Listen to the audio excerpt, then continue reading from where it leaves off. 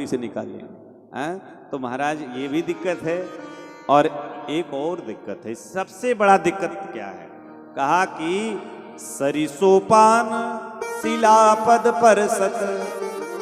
यहाँ बढ़िया सुंदर सुंदर सोपान है, मणियों के सोपान है, और कहीं आपके चरण हमने सुना है कि पत्थर में छुआते ही वो नारी बन जाती है।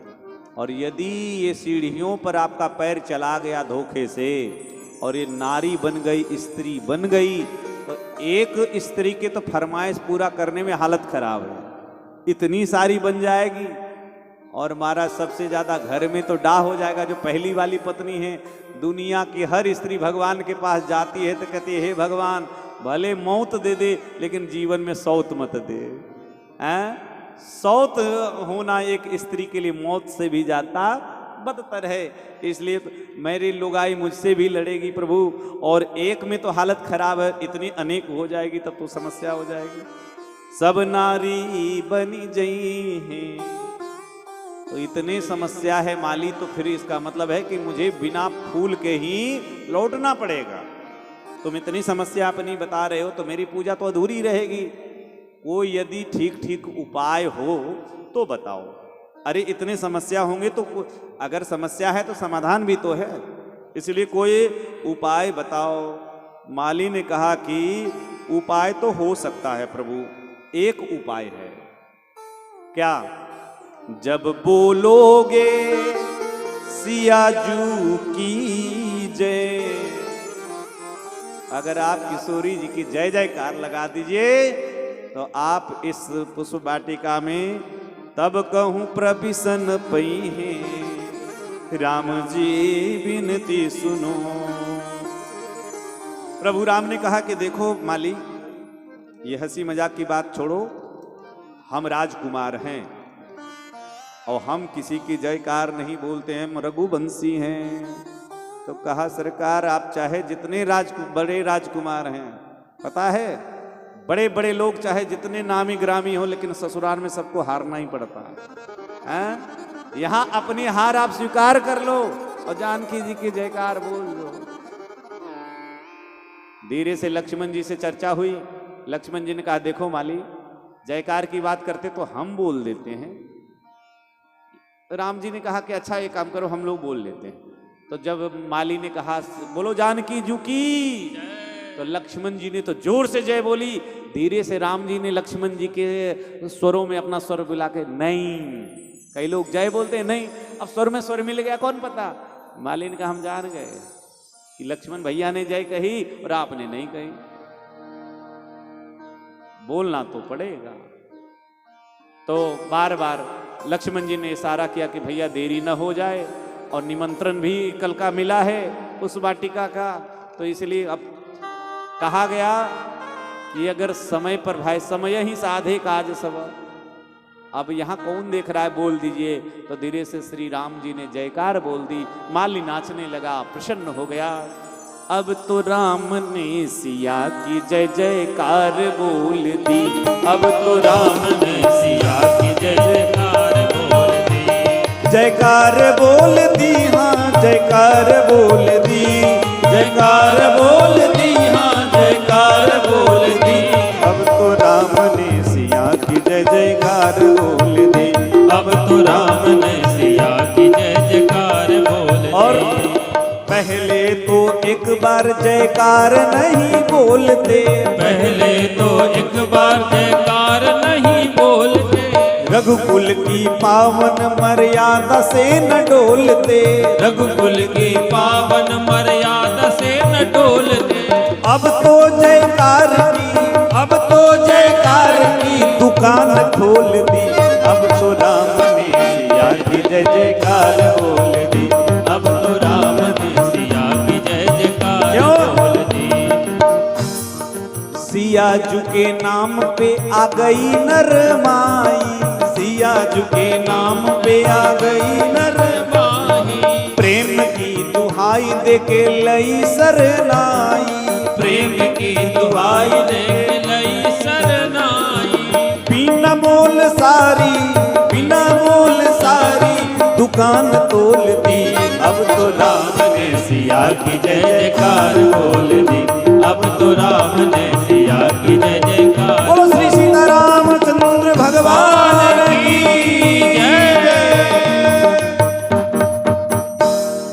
वाटिका में भगवान का प्रवेश हुआ और दोनों भाई पुष्प का चयन करने लगे। बड़ा सुंदर प्रसंग है। और उसके बाद श्री रामचरितमानस का सबसे दिव्य, क्योंकि श्रृंगार रस का वर्णन है, सुंदर प्रसंग है।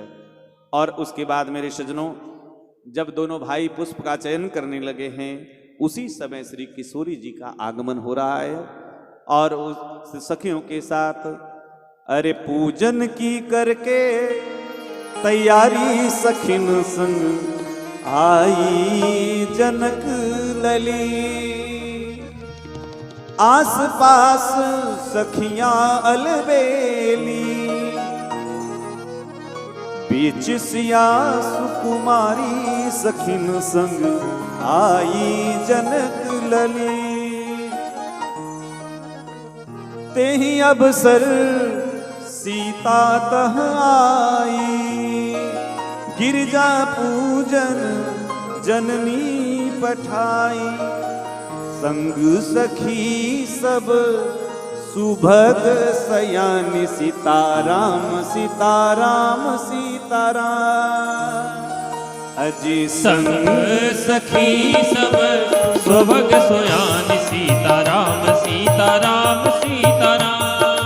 गावही गीत मनोहर मान, सीताराम सीताराम सीताराम। गावह गीत मनोहर मान, सीताराम सीताराम सीताराम।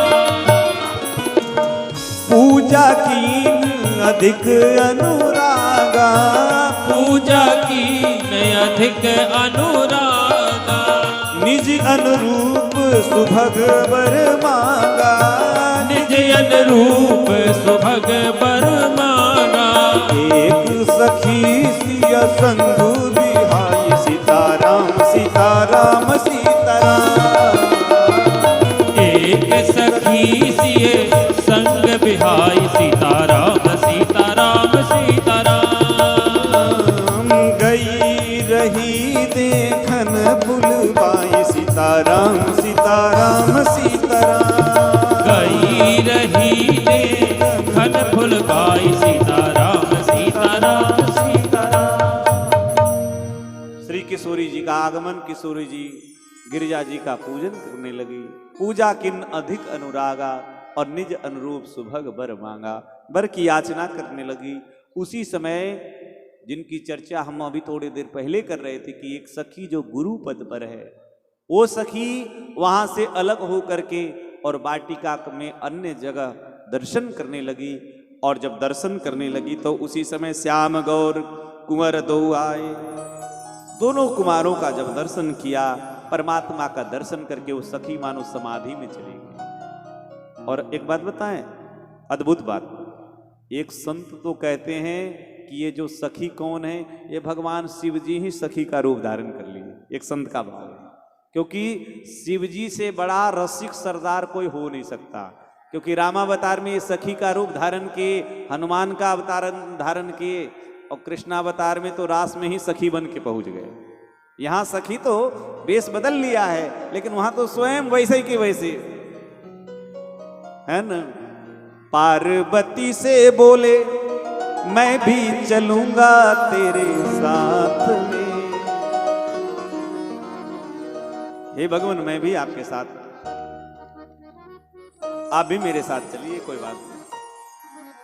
गोपिन के सिवा न कोई दूजा न जाए उस रास में।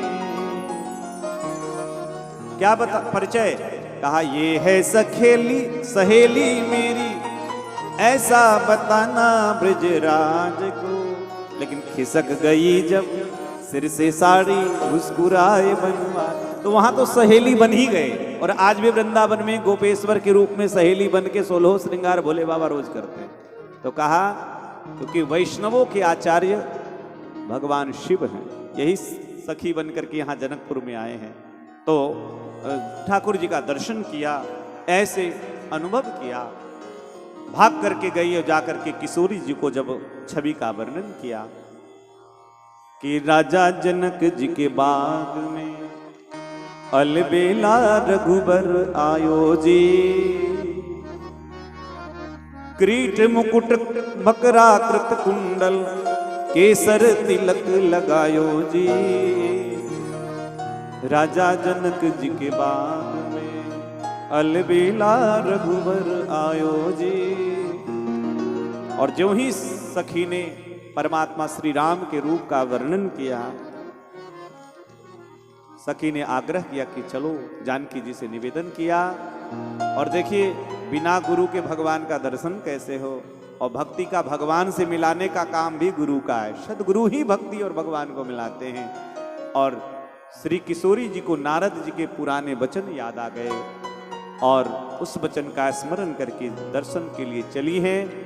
और यहाँ संपूर्ण इतने सुंदर श्रृंगार का वर्णन गोस्वामी जी ने किया कि भक्ति के 5 रस हैं, शांत, वात्सल, सख्य, श्रृंगार और दास्य।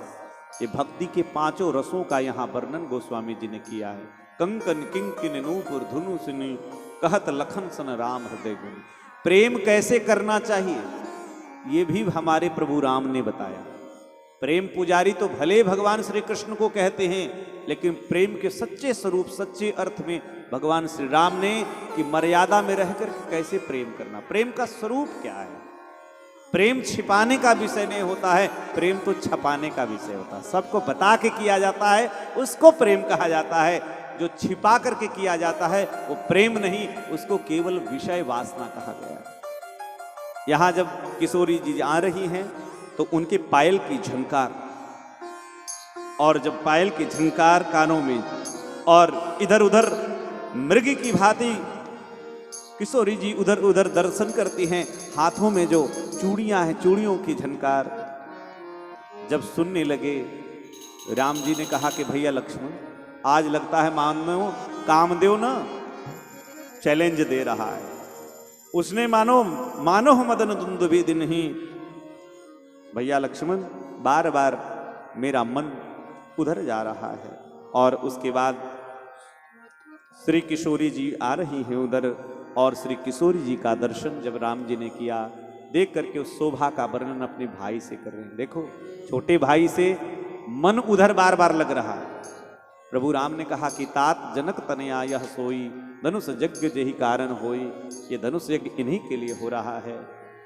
और कहा कि हम रघुवंशी हैं, और रघुवंशियों में मर्यादा है। ऐसा नहीं कि जिस स्त्री को देखे उस पर मन चला जाए, ये मर्यादा का विषय नहीं। कभी हमारा मन कुपंथ में कभी पैर नहीं धरता। और हे तात, श्री जानकी जी को देख करके मेरा मन हट नहीं रहा है।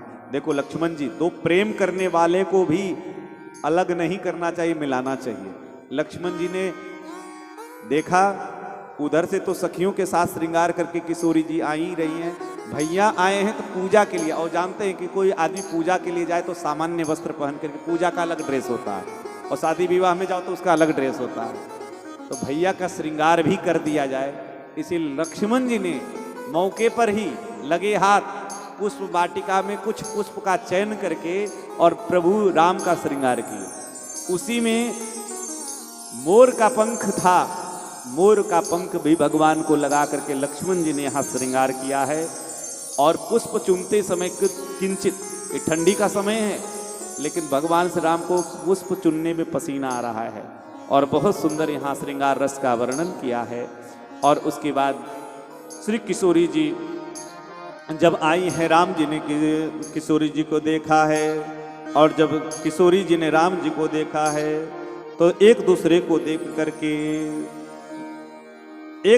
देख करके राम को देख कर जब जनक नंदनी बाग में वो खड़ी रह गए। राम देखे सिया और सिया राम को, चारों अखियां लड़ी रह गई। एक दूसरे को देखा है। श्री राम जी की सुंदर झांकी को हृदय में किशोरी जी ने बिठा लिया, और किशोरी जी की सुंदर झांकी को श्री राम जी ने बिठा लिया।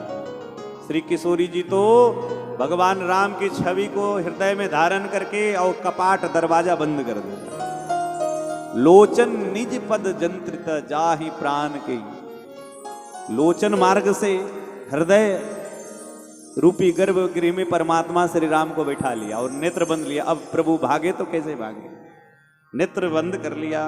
बहुत देर तक प्रभु राम की उस दिव्य शोभा का अनुभव करती हुई किशोरी जी, और इधर तो जब देखा देखी में बहुत समय हो गया, सखियों ने देखा और सखियों ने सीधे ये नहीं कहा कि हाँ हाँ गौरी जी का बहुत फिर ध्यान कर लीजिएगा, फिर इसी समय आएंगे और कल, क्योंकि एक जो कन्या होती है वो पिता के अधीन होती है, इसलिए स्मरण कराया। जानकी जी ने नेत्र खोला है, धरि धीरज एक आली सयानी, सीतासन बोली गही पानी। और उसके बाद फिर परवश जान करके किशोरी जी वहाँ से फिर सारी सखियाँ भी अब विचार करने लगी।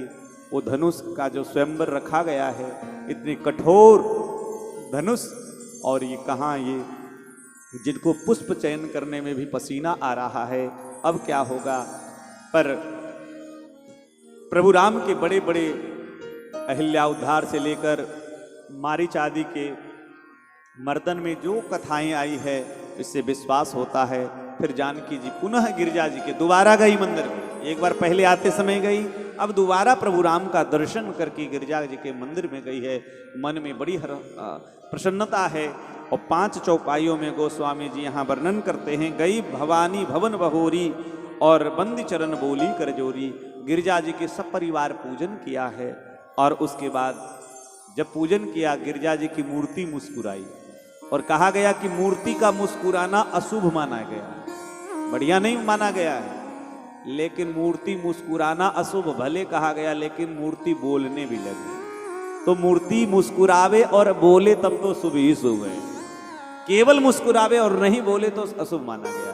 इसीलिए फिर किशोरी जी ने कहा कि मोर मनोरथ जान होनी के, बस हूँ सदा और पुर सबही के। नारद बचन सदा सुचि साचा, सो बर मिलहि जाहि मन राचा। मन जाहि राचो मिलहि सो बर, सहज सुंदर सावरो। श्री वैदेही को भगवती पार्वती ने स्वयं आशीर्वाद दिया। और आप जानते हैं कि सुहागनों में श्री पार्वती जी की पूजा का बहुत महत्व है, इसलिए आशीर्वाद दिया। और उसके बाद जानि गौरी अनुकूल सियहि हरसन जाय कही, मंजुल मंगल मूल बाम अंग फड़कन लगे, बाएं अंग फड़कने लगे। और उसके बाद किशोरी जी महल को आई हैं। इधर पुष्प चयन करके दोनों भाई आए, पुष्प दिया, गुरुदेव ने पूजा की। देखो गुरु जी से देर में आने का सारा कारण भी कहा। जो पुष्प वाटिका में जो भी घटना घटी, प्रभु श्री राम ने निश्चल भाव से गुरु जी से सब कह दिया। और गुरु जी ने इस निश्चलता को देख करके दोनों भाइयों को आशीर्वाद दिया। सुफल मनोरथ होहु तुम्हारे, राम लखन सुनी भये सुखारे। दोनों भाइयों को आशीर्वाद दिया, क्योंकि लक्ष्मण जी ने भी उर्मिला जी को देखा था, इसलिए दोनों भाइयों के मनोरथ को गुरुदेव ने। उसके बाद मेरे सज्जनों, उस दिन शाम का जब समय हुआ, चंद्रमा का उदय हुआ। अब जिसके अंदर में प्रेम का अंकुर उठ जाता है ना, किशोरी जी के ही मुखमंडल का चिंतन श्री राम कर रहे हैं, और चंद्रमा को देख करके वैदेही के मुख से और वर्णन समानता का वर्णन कर रहे हैं। तो बाद में पता चला कि चंद्रमा में दोष है और किशोरी जी में कोई दोष नहीं है। इसलिए उसके बाद फिर तो आज का समय व्यतीत हुआ है। आज भगवान श्री राम का दूसरा दिवस हुआ। रात्रि में शयन के बाद प्रातः काल पुनः जगे। आज का जो समय है ये जनकपुर के लिए बहुत बड़ा दिन होने वाला है। आज सुबह नित्य क्रिया करी गुरु पही आए, चरण सरोज सुभग शरणाए। आज भगवान संध्या बंदन आदि करके तीसरे दिन और सुबह सुबह आए हैं। उसके बाद भजन पूजन हो करके और प्रातः काल का ही समय है। इतने में श्री सतानंद तब जनक बुलाए, कौशिक मुनि पही तुरत पठाए।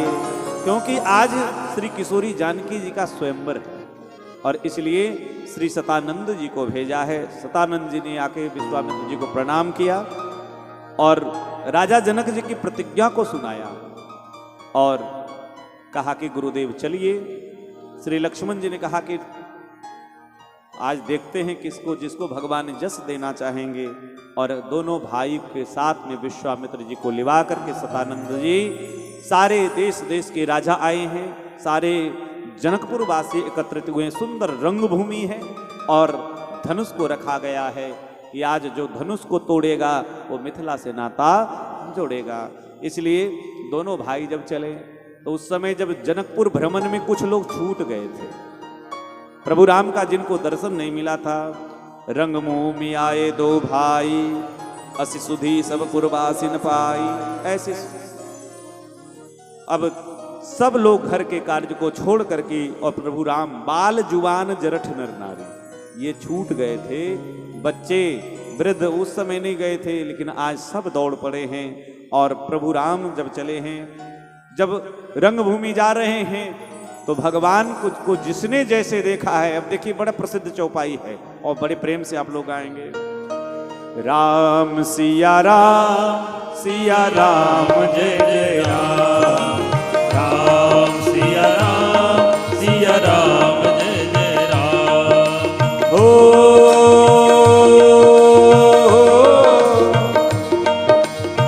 जिनके रही भावना जैसी, प्रभु मूरत किन तैसी। राम सिया राम जय जय राम, राम सिया राम जय जय राम। हो उर्वासिन देखे दो भाई, नरभूषण लोचन सुखदाई। राम सिया राम जय जय राम, राम सिया राम जय जय राम, राम सिया राम जय जय राम। सब लोगों को भगवान एक हैं, पर सब लोगों को अलग अलग दिखाई पड़ रहे हैं। क्यों? कहा कि जैसी दृष्टि वैसी सृष्टि। भगवान चाहे हमारे जितने हों, लेकिन भगवान में कोई भेद नहीं, एक ही है परमात्मा। अरे दिल्ली जाना है तो जरूरी थोड़े बामनौली से कि एक ही रास्ता हो, सैकड़ों रास्ते हो सकते हैं, कोई संक्षेप में होगा, कोई घूम करके होगा, लेकिन जाना तो एक ही जगह है। परमात्मा एक ही है, पर सबके कहा कि कैसे जो असुर थे वहां पे बैठे हुए कपट वेश में, उनको भगवान साक्षात काल के समान दिखाई पड़ रहे हैं। और जो कुटिल राजा थे, जो द्वेषी राजा थे, उनको भगवान के भयानक, यहाँ नवरसों का वर्णन है। भगवान के नवरस, शांत से लेकर के रौद्र रस, पूरे नवरसों का वर्णन किया गोस्वामी जी ने, मानो भयानक। और जो बड़े बड़े महारणधीर थे, उनको भगवान वीर रस में दिखाई पड़े। और पूर्ववासी को तो नरोत्तम पुरुषोत्तम दिखाई पड़ रहे हैं। जनक के जो रिश्तेदार हैं जनक जी महाराज के, वो तो संबंधी के जैसा दर्शन कर रहे हैं। और जनक जी महाराज तो पुत्र के समान अपने दामाद के रूप में उनको देख रहे हैं। हरि भक्त कैसे देख रहे हैं? इष्ट देव के समान देख रहे हैं, जोगी परम तत्व के रूप में देख रहे हैं। ऐसे जिनके मन में जैसी भावना थी, भगवान उसके लिए वैसे दिखाई पड़े। और महाराज सबसे सब मंचनते मंच एक सुंदर विशद विशाल, मुनि समेत दो बंधु दो बैठा रे महिपाल, दोनों को बैठाया गया है।